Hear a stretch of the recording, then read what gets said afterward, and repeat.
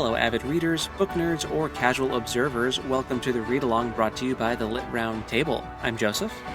And I'm Anna, and this is our read-along of The Stone Sky by N.K. Jemisin. Welcome to week 2. To The Stone Sky. So this was the... Syl Anagist to Syl Anagist, which is not what was on the reading schedule, but sorry. They're sneaky. Yeah, they stuck them in there. Yeah, so we have Syl Anagist 5, Chapter 3, You, Imbalanced, Chapter 4, Nassun, Wandering in the Wilderness, and then Syl Anagist 4. Mm-hmm. Where do you want to start? Should we start with the Syl Anagist business? Yeah, let's just get all that stuff knocked out, so and then confused. Yeah, so I listened to the first 3 chunks of this, then I read the last Syl Anagist one because I was so confused by the previous one. I was like, I need to physically read this last one so that I can maybe have a firmer grasp of what the heck is going on. But so basically, I feel like there's been a time jump here, and now Ho is a stone eater. Okay. Because I was also I thought in the first one, in the prologue, I thought he was a person. I thought he said he was a human. Yeah. And now he's like, I'm not a human anymore. And he's also being kept in kind of a cage. And he views himself as a tool. Because they were created by humans. Right. But how? We don't know. And I think we're kind of in the dark intentionally right now. But we know that Alabaster became one. Right. Somehow. That's true. But yeah, the big reveal for these sections for me was we're just kind of getting these glimpses into what the humans were trying to do with this whole obelisk gate thing. They had a fancier word for it. It was the Pluto something. Yeah, I don't remember. I could probably find it really fast. Oh, nope. It's an engine. It's a something. The Plutonic engine. I was going to say, Hoa refers to himself as part of the engine. Yeah. They're tuners. Right. So, they're basically tuning this obelisk gate thing, and they're going to use these obelisks to basically, in my mind, I feel like they're trying to create some kind of never-ending perpetual energy source that would I believe that is how they described it. Maybe not in those words, but yeah. They're trying to propel humanity into this magical utopia where they will want for nothing, and because that always goes well. Oops. Well, the part of the story we've been living in proves otherwise. Things kind of went off the rails, and with these, I'm just going to keep calling them Stone Eaters because that's what we know them as, even though they're tuners in the sections. They're they have this way of speaking to each other that's Earth speak, and they talk to each other through vibrations, and they have different names for each other that are different from the human names that are these really interesting you can't really verbalize it as a human. It's more of a vibrating rocks on the ocean floor. That's her name. It's what? Yeah. It's cool though. It's really cool. interesting. It's very perplexing. And they're using magic. He talks about using magic. Yes, and they call it magic. There were 16 of them, and now they're down to 6. They keep getting taken out to the briar patch, which is kind of getting taken off to the farm. They've been decommissioned. Right. I think it's interesting because there's one in particular, and they talk about it in the second section. Well, starting with the first section, there's one character that gets introduced, Kalenli, who is weird because she's more human than they are, but she's still kind of one of them. She's a mix. And she has a really strong connection to the Onyx. And then she gate, gets which removed. Put on standby Yeah. Even though she's like the best at this out of even like the Stone Eaters, she's like the best at tuning to the obelisks, especially the onyx, because the onyx likes her, Right. they say. Right. And it's weird. Like in the first section, they talk about how one of them has been taken out, even though he was like kind of a key proponent, and then they bring in her, and she does really well, but she's there to like try to teach them how she does it so well, so that she doesn't have to be in it. Mm-hmm. And I'm curious, like why that is, like why she can't just be a part of the team, and why she's on standby. And I'm thinking maybe it's because she is too human, Mm-hmm. and they don't see her as much as a tool as the others because she is a mix. She's not like statuesque, Right. you know. Yeah. It's harder. She's harder to objectify, literally. Yeah. Like turn into a tool. Well, there was also the part where they're getting they're like going on a mission outside in the second one in Syl Anagist 4.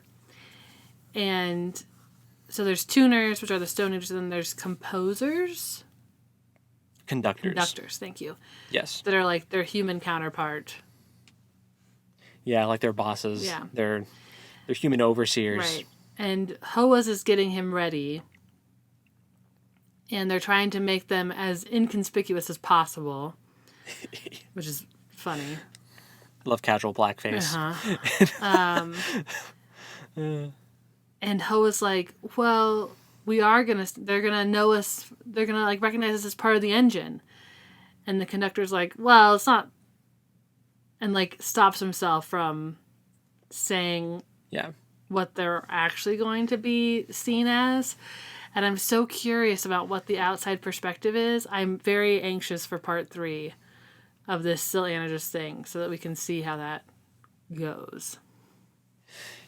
Yeah, I'm wondering if either one, like the general population doesn't know about them and doesn't know that there's like these oddly human, like living things that they created to like achieve this, or they actually were like formerly human, like Alabaster, and they were like subject to experimentation and maybe like had their memories erased or something magically. And they could be recognized.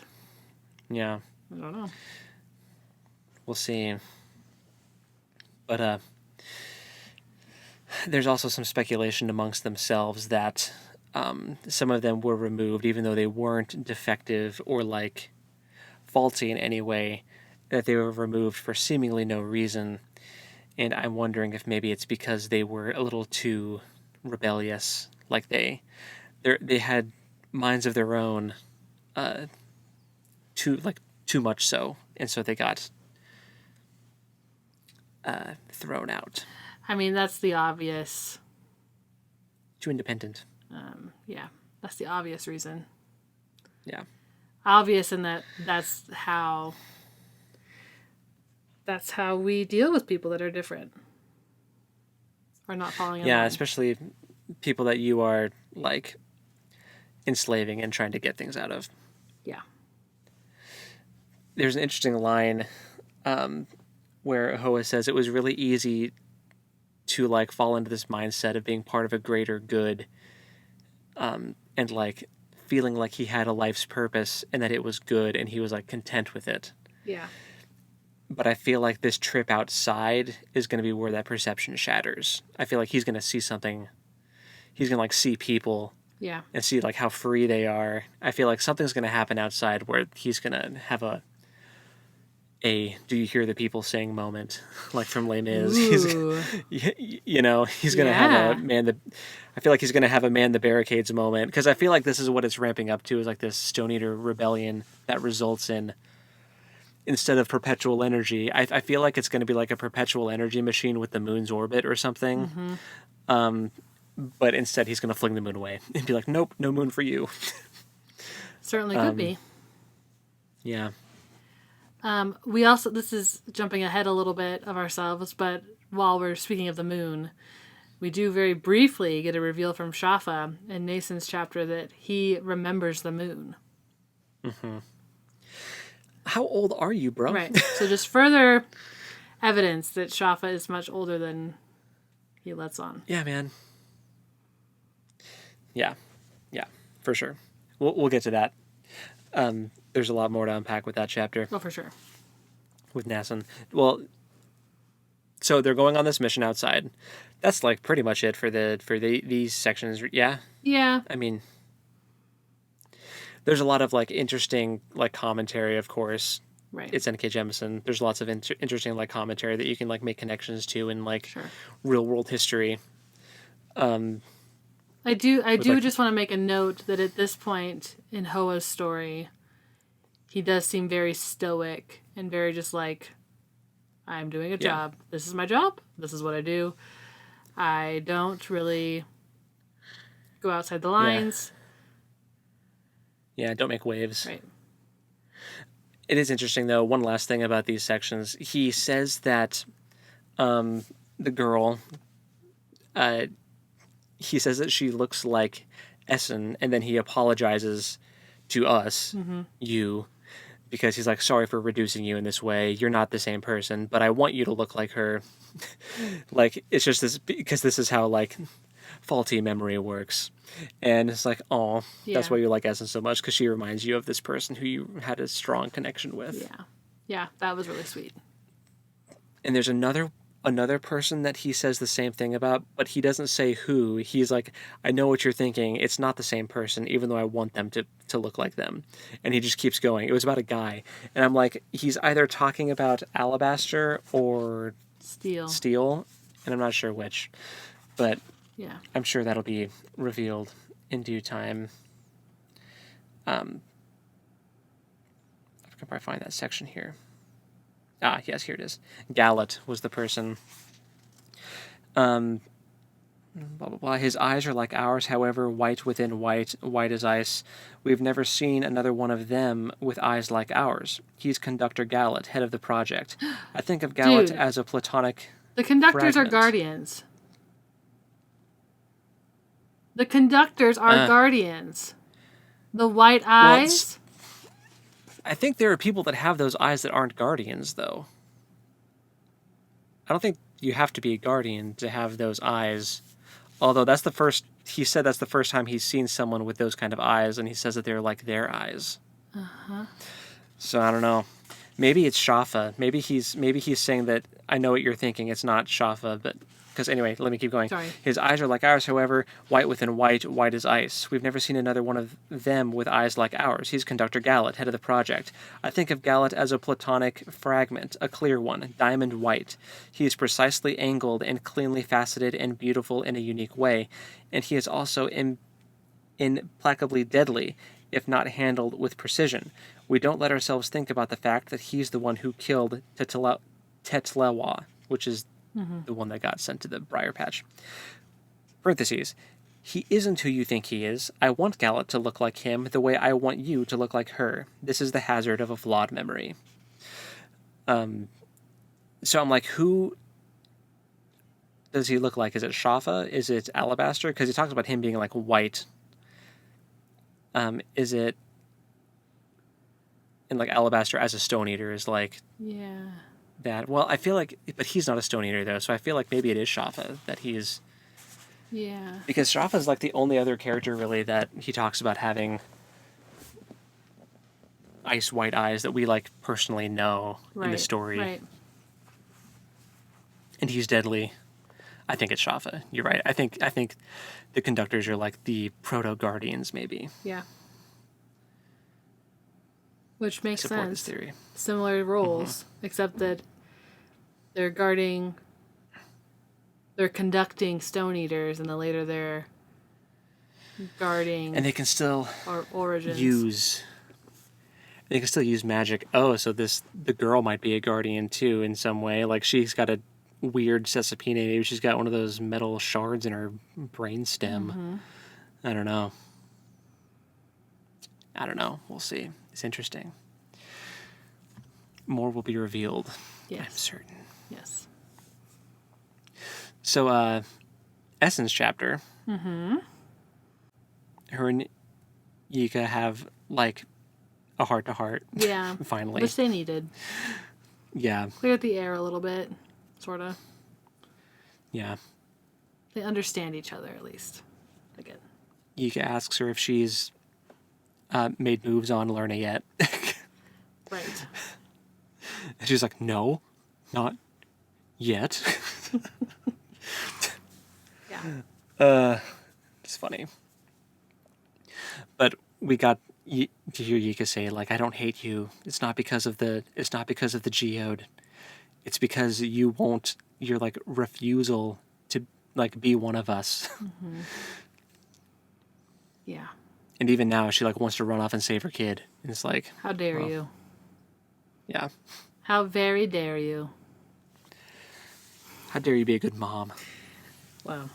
I don't Even though know it's if I would go that maybe far too yet, late. but How dare you try to be a better I think mom? it's in the cards for her. I don't know if we're gonna get there. We had there's also the prisoners of war that they have with them, Oh, yeah. the POWs. That's not what they. I mean, whatever. From the other The comm, prisoners. Yeah. and that bizarre sign of force that Ika used to kill the dumbest one. That freaked me out a little bit. Yeah, her ability to just like magically kill someone she touches is pretty messed up. Yeah. Reminds me of the Guardians. Yeah. At least her way's less messy. Yeah, I suppose that's true. And then did they eat him? I don't know, but like probably. Because she said something. I was listening to it, and then Essen was like, "Ugh, really?" And then it was like, "I suppose that's coming down the road anyway." Yeah. But then I they wouldn't be let the surprised. other ones go to like become part of the comm, which we'll see how that goes. But Yeah. I think not well. Well, either they pull their weight and like be part of the team, or they get kicked out Right. and end up dying. Right. So they don't really have much choice, I suppose. But yeah, it's interesting. Mm-hmm. What else were the big things that we like learned in her chapter? Because I feel like the biggest thing was just like her interaction with Yika Mm-hmm. and kind of bearing the hatchet. I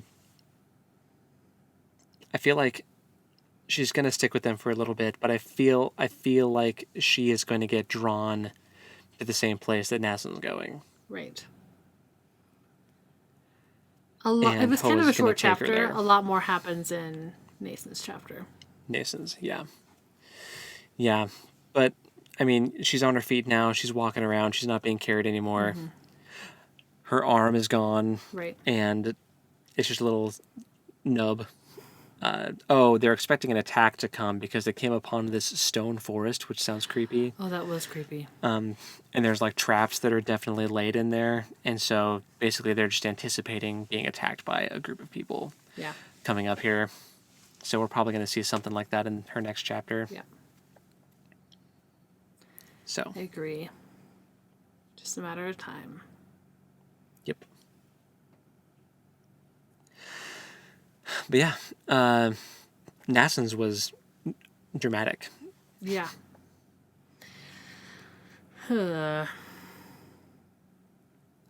So we start with the kids being sent. The other kids being sent on their way. Yeah. Which was sad. Yeah, and Shafa gives them some parting, disturbing advice on like how to worm your way into a comm. Yeah. Just start killing people and offer to do their job. I mean, it's a dog-eat-dog world I guess. in the middle of a season. I guess so. But yeah, that was sad. When the having kids to are leave. like, we won't like, they're trying to reason with him. We won't take any food. We can find our own food. Just don't part from us. But I mean, it was a genuine caring move because, Yeah. well, although Shafa afterwards said like we should have killed them all, like we should have just murked them because it Well, would have been easier. that's what he was going to do before they even left. Yeah, And Nassun made him promise to not do that.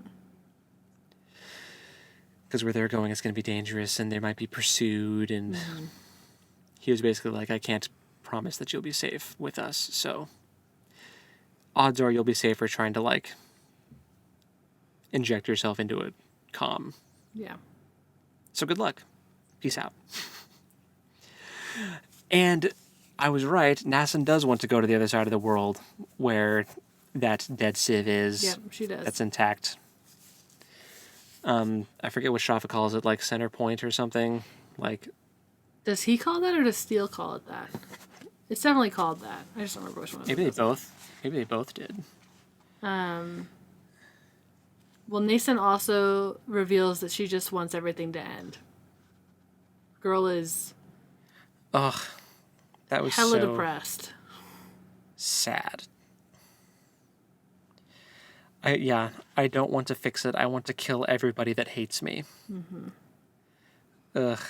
Gone. I want it all gone, Shafa. I want it to burn. I want it burned up and dead and gone. Nothing left. No more hate, no more killing, just nothing. Rusting nothing, nothing forever. Yeah. So that's, I mean, basically what Steele wants, Yeah. which is why he's with her. And so, Oh, and that dude, what a slimy stone eater. yeah, man. I mean, Ugh. She calls him. He shows up. He's like, I really thought it was going to be your mom who did this for me. yeah. And she's like, what? Her and Shafa are both like, Right. He goes, Say yeah, what I now? thought it would be your mom, but you're going to do just as great. thanks, buddy. I had to censor myself there just for a second. Yeah. There was one line. So, because I have a theory that, okay, so like, Steele, I feel like is an old one, kind of like Hoa. I think he must be. So I was like, is he one of these original ones that, Oh. like, is he one of these original 6? And I'm curious if he's not Remwa, which is this other one that is in the Hoa stuff.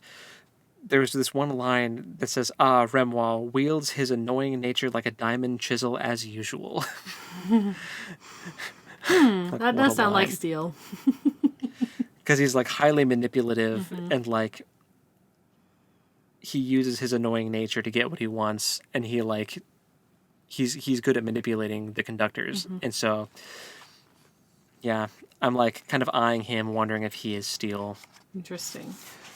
But no, so we've got these two teams, these two opposing teams. There's Team Essen and Hoa, and all them, Yaka, Tonki, the whole gang. And then there's Nassun and Steele and Shafa. Steele also drops the, oh yeah, your mom, she's with the people she cares about now. He's so evil, dude. He's so evil. He knows exactly what he's doing, and he's awful. He knows what to say to get under her skin and make her hate Essen even more. Well, and she's like, whatever, I'm not in Jackardy anymore anyway, so. Yeah. But Yeah, they're going to the other side of the world to try to take control of the obelisk gate so they can burn everything. And Nassun's on board because she's just, traumatized. And just wants to end it all. yep. And it is such a cool, like, this is her villain arc, and it's so cool to, like, see the, like, how someone gets to that point. Like, I love a good corruption story. Like, Anakin Skywalker is one of my favorite Yeah. characters. I think this was like better executed and more well explained for sure Yes. than Anakin Skywalker. This is But, this like- is what Anakin Skywalker wishes he could be. Yeah. Like, he wishes he could have a corruption arc as cool as Nassun's. Or as believable. But, like, she's only 10, so it would be like episode 1, Anakin having a corruption arc and going this far. I mean, Yeah. the only reason that doesn't work is because they needed him to, because they decided that he was going to be Luke and Leia's dad. He needed to be older for that to have happened, but... Right. Anyway. Tangent. Star Wars comparison. But, yeah, this is such a cool, like, dark and twisted, like, seeing her mindset and how she's changed. And she just wanted to go somewhere to live with Shafa. She's like, I could have been a lorist, and we could have just, like, chilled and vibed, and it would have been fine. You could have been my dad. But now she's like, nah, burn everything. Kill the people who hate me. Yeah. Brutal. So she's on Team Smash Moon into Earth. Yeah, she sure is. Terrifying. Yeah. Oh, And yeah, I feel because she like- mentioned to Shafa, she's like, yeah, I'm bringing the moon back. And he's like, she goes, at least, I guess that's what it's called. I don't know. And he was like, I remember the moon. It's like, Yeah. what? That's one of the things I do remember, actually. The moons are really important to the Origins power. I'm like, what? So, like, if you remember when the moon got flung away, were you a conductor? This is what I'm saying. Were you the guy, even though Ho was like, no, it's not the guy, even though I want him to be? If this were ever made into a show, I feel like for these flashback things, they would be cast as the same actors 100%. who played. Yeah, and it would be so cool to see. Yes. Yes, 100%. So fascinating.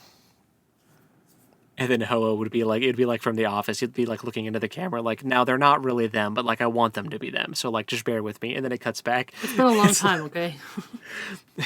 Yeah. I like these faces better. Yeah. Crazy. Wow. Yeah, man, so we're being set up for quite the clash. I feel like Essen is going to be pulled to this center point place too.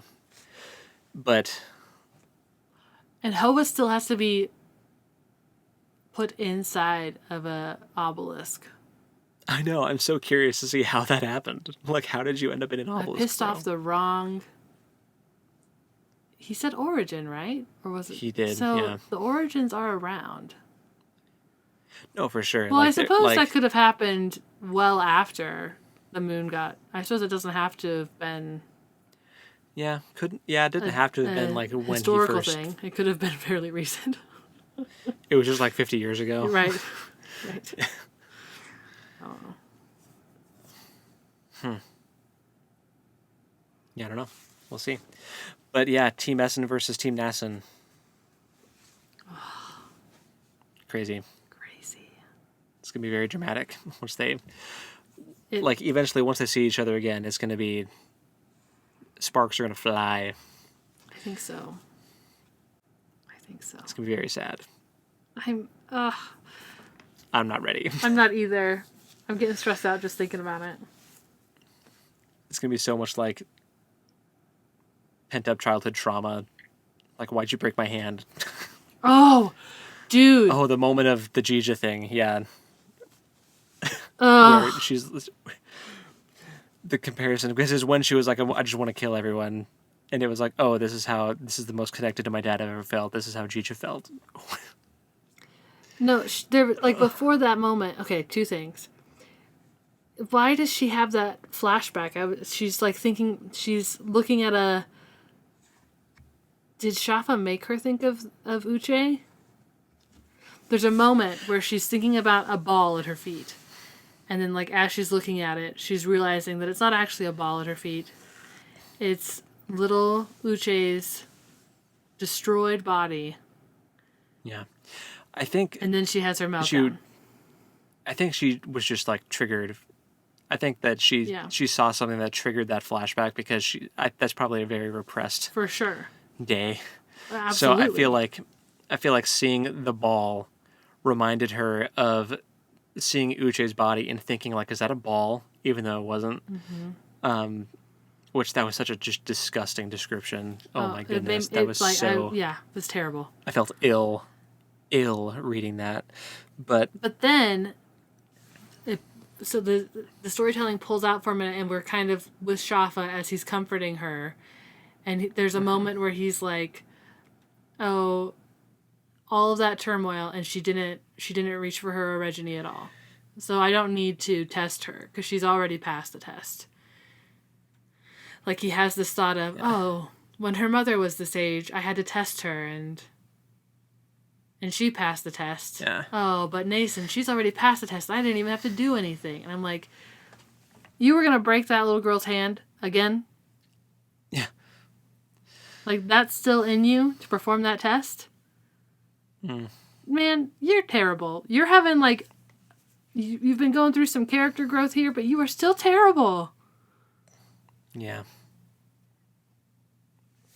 I wonder if he ever did like get more of his memories back. Like, I wonder just like his brain is Swiss cheese, right? Right. Like if we did see him like as a conductor, I wonder like how different he would be. If he would be like a more gentle, caring person, or like if Evil Earth just like scoops out the chunks that aren't useful, you know? Yeah. And just turns them into a killing machine. I don't know. We also don't really know how the Guardians get made yet either. Like with, like we know about the metal shard thing in their Cesapine, but we don't know anything else. Right. Yeah, like, was that a man-made thing? Whose idea was that? Right. Are they the conductors or not? We don't know. But so much intrigue. So much. We shall see. Yeah. Ugh. I got goosebumps now. Anyway. Yeah, man. So next time. For next time, you're going to read chapter 5 through... Let me make sure there's not a sneaky Syl Anagist in here. Hold on. Yeah, 5 through 7. Nice. 3 chapters. Cool. Alrighty. Well, I'm excited to see what comes next. Me too. And until next time, happy reading. And we'll talk at you next time. Later. Bye.